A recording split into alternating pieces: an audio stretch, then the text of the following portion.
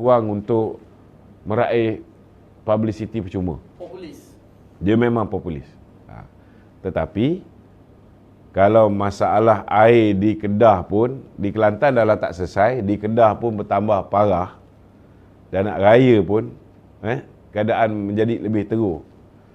Kalau orang masih lagi memberikan peluang kepada Sanusi, kita tak boleh nak kata apa. Kan? Kita tak boleh nak kata apa. Okey, baik. Soalan studio ada? Okey? Alright. Jadi saya ucapkan jutaan terima kasih kepada penonton-penonton yang telah menyaksikan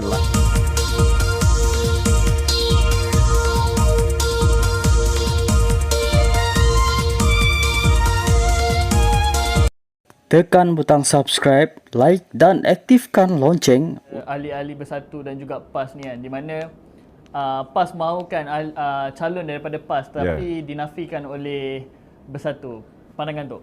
Ya, PAS mahukan calon-calon mereka untuk menjadi calon Menteri Besar di Selangor. Ini bukan benda yang baru. Zaman Hassan Ali dulu pun dah bergaduh dengan Azmin Ali. Azmin Ali nak jadi calon Menteri Besar, Hassan Ali dulu pun dah sibuk nak buat stiker dengan gambar dia dulu. Nak jadi calon Menteri Besar. Benda ni dah tahun 2004 lagi. Sudah mula bergaduh pasal isu calon Menteri Besar ni. Jadi bagi saya tak terkejut lah kalau misalnya hari ni Azmin Ali pun berhasrat nak jadi calon Menteri Besar, PAS pun nak letak calon dia sebagai calon Menteri Besar. Syahidan Kasim yang daripada Perlis pun ada juga cita-cita nak jadi calon Menteri Besar. Standard lah tu. Begitu. Ya.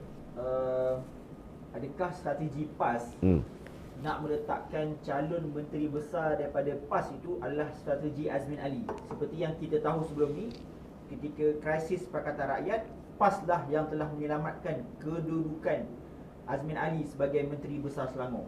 Adakah ini strategi licik Azmin Ali? Dia nak menggunakan PAS kerana kecewa beliau bukanlah calon Menteri Besar daripada Perikatan Nasional.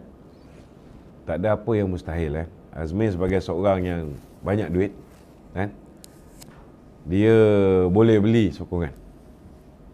Dan saya tak terkejut kalau selepas kalau dah ditakdirkan, nauzubillah min zalik lah, kita tahu memang dia sukar untuk menang. Cerita tentang siapa Menteri Besar ni tak sepatutnya wujud pun. Sebab saya rasa Muhyiddin pun tahu mereka tidak mempunyai peluang untuk menang di Selangor. Tetapi kalau misalnya ditakdirkanlah, kalau katalah mereka mempunyai jumlah kerusi yang mencukupi untuk membentuk kerajaan, saya rasa kemungkinan besar ketika itu pergaduhan lagi kuat. Itu realiti. Okey, dan hari ini Datuk Seri Amiruddin Syahari telah mengumumkan bahawa DUN Selangor akan dibubarkan pada 23 Jun. Dan dalam kenyataan beliau optimis dan menyasarkan bahawa kerajaan perpaduan ni boleh menang melebihi 50 kerusi. Sekarang Pakatan Harapan ada 41 kerusi. UMNO Barisan Nasional ada 5 kerusi. Adakah BN ni boleh kata melengkapi sasaran yang telah diletakkan oleh Datuk Seri Amiruddin Syahari ni? Kalau misalnya Datuk Seri Amiruddin menjangkakan bahawa kerajaan perpaduan boleh memenangi 50 kursi, maknanya kemungkinan besar sasaran beliau ialah 40 kursi itu datangnya daripada PH dan 10 kursi itu datangnya daripada BN. Itu kebarangkaliannya. Sebab sebelum ni ketika PRU ke-14 mereka memenangi 51 kursi, di mana 10 tu 3 daripada Pejuang dan campur dengan Bersatu. So mungkin adakah ini satu orang kata apa, satu tanggungjawab yang berat bagi UMNO dan Barisan Nasional untuk memenuhi cita-cita ataupun sasaran yang telah ditetapkan oleh Datuk Seri Amiruddin Syahari? Saya nampak sasaran ni tidak sukar. Kalau kita tak bersatu pun, PH sudah menang 40 kursi berdasarkan keputusan Pilihan Raya Umum yang ke-15 November 2022. PH dah menang 40 kursi. Kan? 16 kursi dimenangi oleh Perikatan Nasional. Tetapi kalau undi BN dicampurkan dengan undi PH, dicampur kedua ni, saya rasa lebih daripada 51 pun boleh dapat. Silap-silap kita pun boleh pastikan bahawa kalaupun tidak pembangkang SIFA di Selangor ni, kemungkinan besar beberapa kursi saja yang berjaya dimenangi oleh Perikatan Nasional. Okey, Tok. Okey. Okey. Saya tak tahulah Tok suka ke tak soalan ni. Orang cakap harga KJ semakin mahal setelah dilihat semeja bersama PMX dan juga dipinang oleh Abah Hamidin kita. Pandangan Tok? Dia jual ke? Saya rasa baguslah. Baguslah. Sebab bagi saya, ianya akhirnya bergantung kepada kebijaksanaan dia. Kan? Kalau beliau bijaksana, beliau tidak gelojoh. Kalau beliau gelojoh, saya yakin beliau akan menerima pinangan Muhyiddin Yassin. Tapi kalau beliau boleh bersabar sikit, kan? Tak mustahil satu hari nanti dia boleh balik kembali ke dalam UMNO. Kan? Ataupun mungkin satu hari nanti mungkin UMNO pun tak kisah kalau dia nak bersama dengan PKR. Sekiranya dia berhenti daripada mengeluarkan kenyataan-kenyataan yang membelasah UMNO dan sebagainya. So dia kena gunakan kebijaksanaan dia. Dia nak fikir keuntungan jangka pendek, sekarang tak ada kerja, daripada jadi host radio, lebih baik dia jadi Menteri Besar Selangor. Kalau dia fikir sempit macam tu, maka dia akan join Perikatan Nasional. Tapi kalau dia fikir jangka masa panjang, kan, lebih baiklah dia berada di luar gelanggang politik sementara waktu. Dia gunakan sehabis baik peranan dia sebagai DJ Hot FM, kan? Orang muda pun suka, kan? Kumpulkan kekuatan yang mencukupi. Bila tiba masanya baru pakai kekuatan tersebut. So atas KJ sendiri. Barang yang berharga ni tidak semestinya sentiasa harganya tinggi. Kadang-kadang bila barang tu on demand, harga dia naik. Tetapi dia juga, harga barang itu juga boleh jatuh bila-bila masa, bila orang dah tak perlu lagi barang tersebut. Bila permintaan sudah kurang daripada penawaran, terutamanya selepas pilihan raya, kan, harga barang boleh jatuh juga. Tapi Tok, let's say lah kita katakan KJ ni akan bersama dengan PKR. Sebelum PRN ni. So mungkin sedikit sebanyak ia akan menggugat persediaan khususnya UMNO itu sendiri. Pandangan Tok macam mana? Bagi saya tidaklah. Tidak. Kalau misalnya KJ bersama dengan PKR dalam keadaan dia masih lagi menyerang UMNO, maka sudah pastilah hubungan UMNO dengan PKR akan keruh. Tetapi kalau dia pandai main game dia boleh buat sehingga kepimpinan UMNO restu untuk dia bersama dengan PKR, kan? So tak mustahil satu hari nanti UMNO pun tak kisah kau nak masuk PKR, masuk. Okey Dok, pandangan Tok tentang saudara Khairi Jamaluddin ni. Bagi Datuk, KJ ni seorang selebriti ataupun seorang influencer. Maknanya kalau selebriti ni dia hanya terkenal, tapi tak semestinya dia ada pengaruh. Bagi saya dia bekas ketua pemuda UMNO. Dia sudah pasti ada pengaruh dia yang tersendiri. Dia juga ada pengaruh di kalangan orang muda. Dia juga ada pengaruh di kalangan non-Malays. Dia ada pengaruh di kalangan orang yang liberal. Kita tak boleh underestimate lah. Setiap seseorang itu dia ada pengaruh dia yang tersendiri. Tajudin Rahman pun ada pengaruh. Kan? Okey. So, KJ, cakap lagi pasal KJ ni. Adakah kau bercinta dengan KJ ke? seronok. Nak nak tahu hala tuju beliau sebenarnya apakah sebenarnya game yang dia buat ni sekejap. Cuba suruh KJ panggil kau duduk pergi keluar sekejap. Aku takut kau jadi keluar selama-lamanya je. Game KJ yang tengah buat ni, kejap dia duduk dengan PMX. Hari ni dia post dekat Insta story dia ke rumah. Kau pasti ke game tu game KJ bukan game PMX? Dia takut macam Datuk cakap dia benda tu kalaulah betul. Hari ni pun ada tersebar surat palsu yang menawarkan KJ sebagai timbalan Presiden PKR. Adakah itu juga boleh jadi satu strategi? Pertama sekali jangan underestimate Perdana Menteri kita. Dia bukan orang yang bodoh macam Muhyiddin ataupun macam Mahathir lah. Itu je nak beritahu. Kan? Dan yang kedua tentang surat palsu tu, dia orang nak keluarkan tu munasabahlah sikit. Buatlah homework. PKR mana ada jawatan timbalan Presiden lantikan. Kalau ada jawatan timbalan Presiden lantikan, dah lama dah Saifuddin Nasution tu menjadi timbalan Presiden lantikan. Tak ada.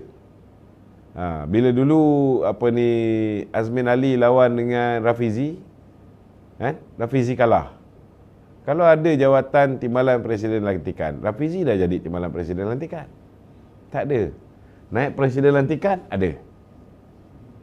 Naik Presiden lantikan ada. Tapi orang yang buat fitnah ni, yang mereka surat palsu ni, tak cerdik.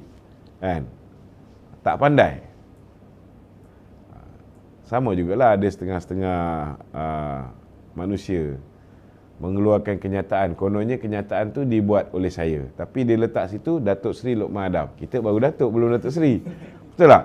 Benda-benda basic macam ni pun dia tak tahu. Orang yang tahu sudah pasti akan boleh tangkap. Tak payah buat tabayun, tak payah cek pun. Boleh tangkap, ini palsu. Okey? Okey, Tok. Kita sering lihat lah, kita sering nampak di pihak musuh Perikatan Nasional selalu memainkan naratif ini semua salah DAP.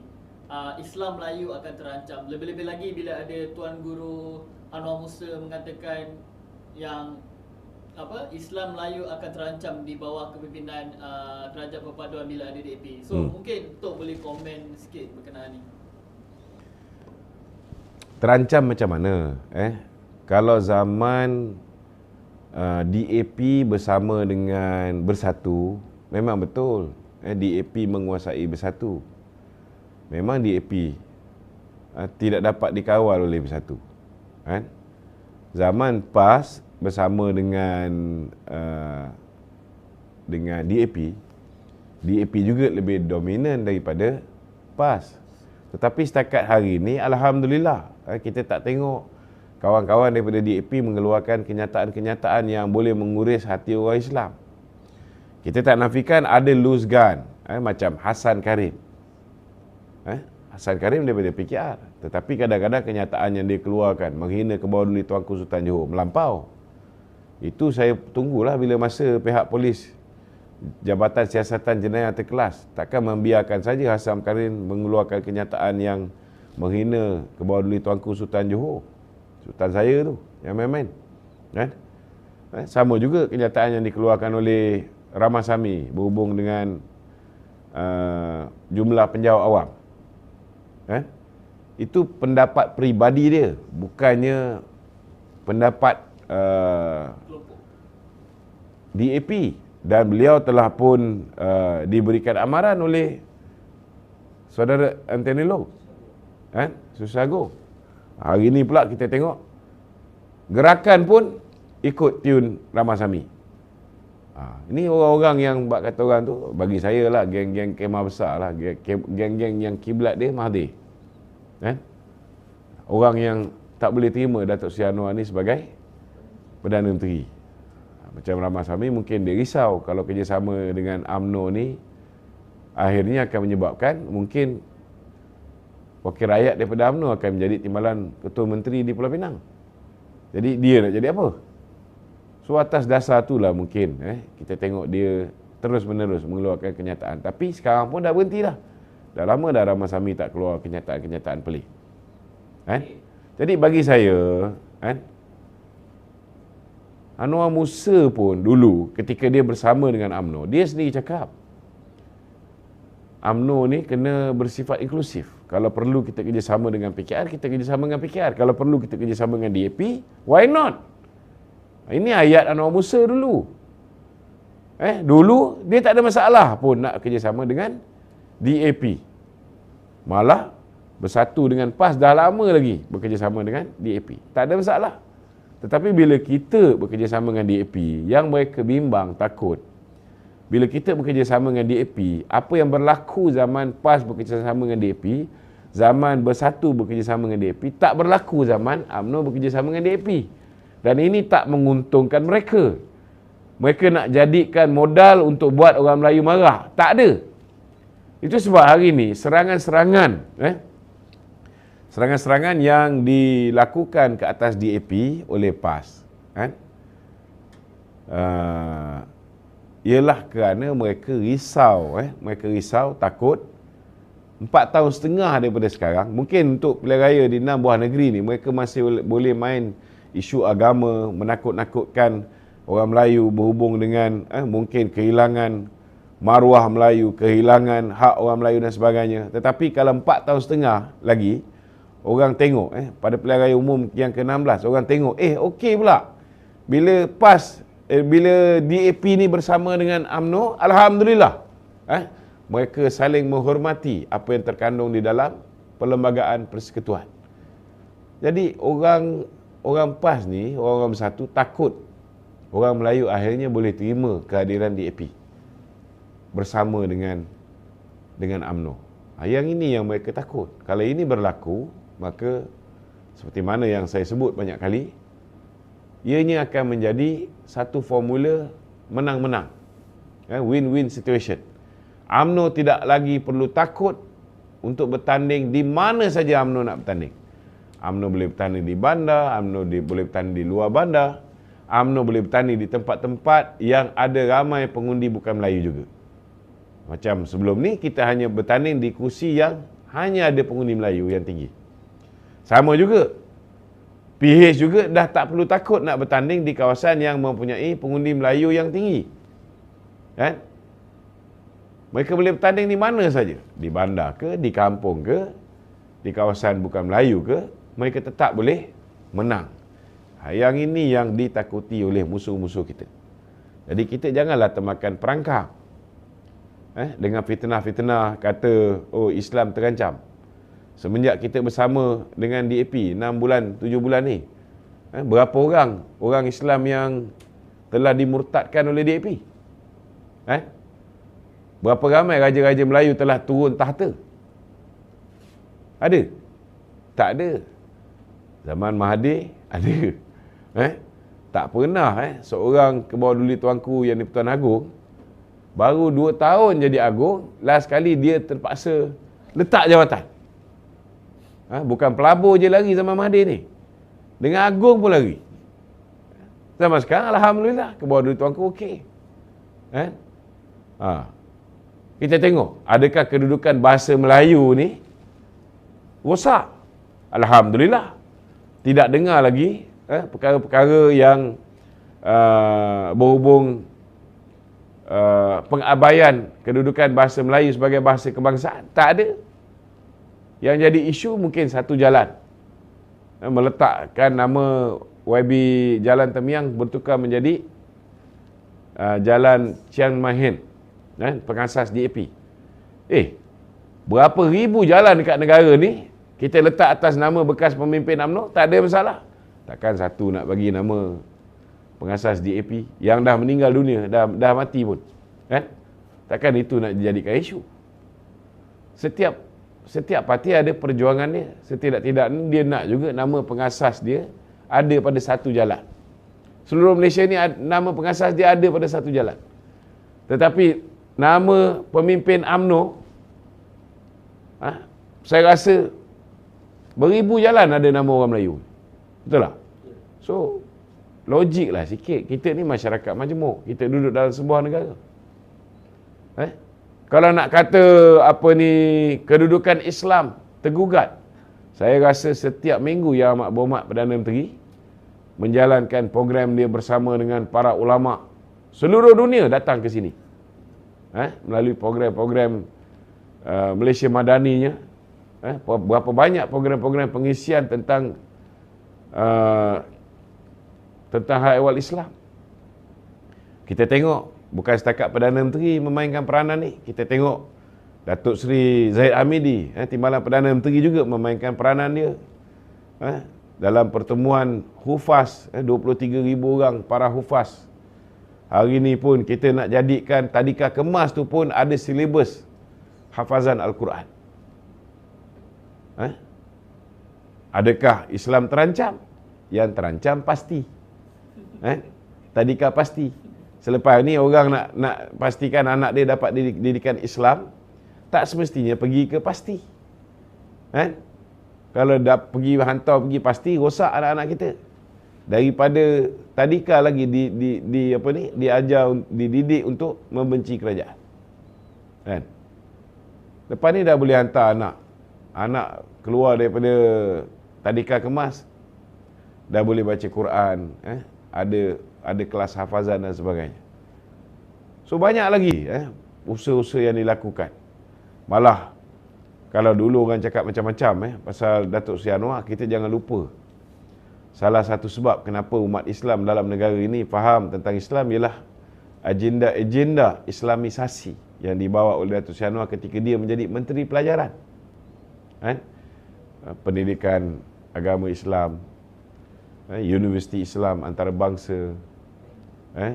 Kita lihat Bank Islam ketika dia menjadi Menteri Kewangan. Zaman Datuk Najib pula ditambah dengan makasid syariah je. Setakat ni alhamdulillah, benda-benda ini diteruskan. Dan bila Datuk Seri Zahid kembali menjadi Timbalan Perdana Menteri, antara benda-benda yang telah dilupakan oleh Mahathir tu dibuat balik. Antaranya berhubung dengan para hufaz kita. Malah tahfiz yang tidak berdaftar pun ada peruntukan berapa juta? 2 juta. 2 juta. Yang berdaftar lagi lah. Sekolah-sekolah agama rakyat, kafar dan sebagainya dijaga oleh kerajaan perpaduan ni. Tak ada masalah. Di mana Islam terancam tu? Tolong tunjukkan. Kecuali spin yang telah dibuat oleh Perikatan Nasional berhubung kalimah Allah dan sebagainya. Padahal hakikat dan realiti dia, kalimah Allah masih lagi tidak boleh digunakan oleh agama lain. Hanya boleh digunakan oleh umat Islam. Okey. Datuk, adakah Perikatan Nasional sekali lagi akan memainkan isu perkauman, politik kebencian untuk berhadapan dengan 6 pilihan raya negeri ini? Dan sedangkan hari ini sahaja 2 sultan, Sultan Terengganu dan Sultan Selangor telah bertitah untuk tidak bertitah jangan menggunakan jangan menggunakan politik. Dan alhamdulillah Datuk Seri Ahmad Said, Ketua Perhubungan UMNO Negeri Terengganu, sudah mengeluarkan kenyataan. Kita akur dengan titah Kebawah-Duli, kita menjunjung kasih titah Kebawah-Duli Tuanku Sultan Terengganu, dan Barisan Nasional di Terengganu akan pastikan bahawa kita tidak akan menanam kebencian, mengambil mempergunakan isu agama, isu bangsa dan sebagainya untuk meraih undi. InsyaAllah. Okey, ada lagi? Soalan daripada viewers, boleh tak? Boleh. Okey, salam Datuk Lokman. Saya ingin bertanya, apakah ada kemungkinan Tan Sri Haji Adi Awang akan bertanding di peringkat DUN di Terengganu dan berencana untuk kembali menjadi MB kerana kedudukan MP kini goyah dengan kes rasuah pengundi yang pernah viral sebelum ni? Bagi saya tak mustahil. Sebab dulu ada gaji buta daripada jawatan Duta Timur Tengah. Sekarang dah tak ada. Dia orang ni bukan macam kita. Kita ni kalau dah dapat jadi ahli parlimen, DUN kita bagi kat orang lain. Tapi dia orang ni, dia lain. Selagi apa dia boleh sapu, dia sapu. Itu yang tanah Terengganu pun habis. Satu persatu dikerjakannya. Jadi saya tak terkejut lah kalau sekali lagi manusia bernama Haji Adi ni kan, menawarkan diri sebagai calon Dewan Undangan Negeri. Tambahan pula potensi untuk dia hilang kursi Parlimen Marang tu cerah. Cerah. Jadi takkan dia tak jadi YB kan? Alasan dah ada. Okey, Tok. Timbalan Menteri Besar Kelantan. Ya. Beliau semalam mengeluarkan kenyataan kalaulah PAS masih memerintah Kelantan dalam selepas PRU yang ke-15 ni, PRN yang ke-15 bagi negeri Kelantan ni, Kelantan akan terus menjadi negeri yang maju dan kaya. Selama Datuk pernah pergi ke Kelantan ni, apa kemajuan dan kekayaan yang Kelantan, Kerajaan Negeri PAS ni bawa? Saya rasa memang betul. Kelantan lah negeri paling kaya. Sebabnya negeri-negeri lain dia orang pakai Camry, dia orang pakai Perdana. Hanya negeri Kelantan pakai Mercedes. Kau nak nafikan macam mana? Tak boleh nafikan. Ini realiti, ini betul. Kan? Orang lain mandi pakai air kosong je. Dia orang mandi pakai air kopi, teh ais, kan? Memang dari segi realiti dia, itulah dia. Kan? Jadi sebenarnya kata-kata ni Ammar ni memang tepat. Di bawah kerajaan PAS Kelantan 33 tahun, memang Kelantan ni kaya raya. Kaya raya. Itu belum lagi dia keluarkan rare earth